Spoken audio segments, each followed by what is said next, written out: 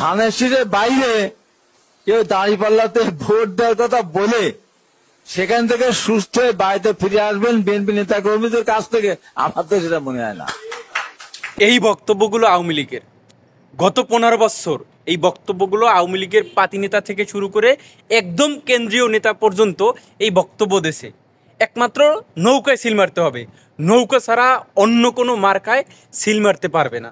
এখন আবার কিছু কিছু রাজনৈতিক দল এই আওয়ামী লীগের সেই পুরনো খেলাটা খেলার চেষ্টা করতেছে, সেই পুরনো খেলায় আবার তারা যাইতেছে এবং সেই পুরনো খেলা তারা খেলবে বলে আশা করে। তবে তাদেরকে একটা কথাই বলতে চাই, পুরনো খেলা বাদ দাও, পুরনো নিয়ম এবং পুরনো সেই খেলা সেইটা বাংলাদেশের ইতিহাস থেকে মুছে গেছে 5ই আগস্টে। অতএব যদি তুমি মনে করো যে এই সাধারণ জনগণের ভোট অধিকার আবার কেড়ে নেবা, আবার কেড়ে নিয়ে তোমরা ক্ষমতায় যাবা, সে ঘুরে বালি। শেখ হাসিনার অবস্থা দেখো না, সেম অবস্থা তোমাদের হবে। এই বাংলাদেশে এখন আবার বলবে একমাত্র অমুক মার্কায় তমুক মার্কায় ভোট দিতে পারবা, এছাড়া অন্য কোনো মার্কায় ভোট দিতে পারবা না। এই বক্তব্য দিলে জনগণের জুতার বাড়ির ঠেলায় দেশ থেকে পালাইতে হইবে।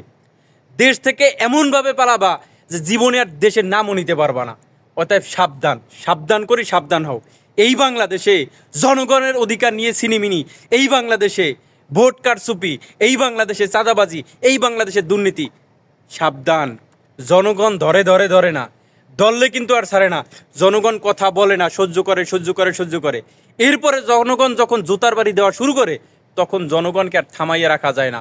5ই আগস্টের পরে এই শিক্ষা নাও, এই বাংলাদেশে সন্ত্রাসী, চাঁদাবাজি, ভোট ডাকাতি এইগুলো আর চলে না, এইগুলো আর চলবে না।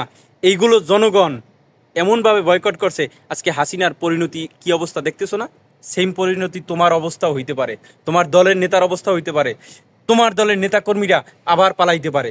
কি বলছি বুঝছো শোনা?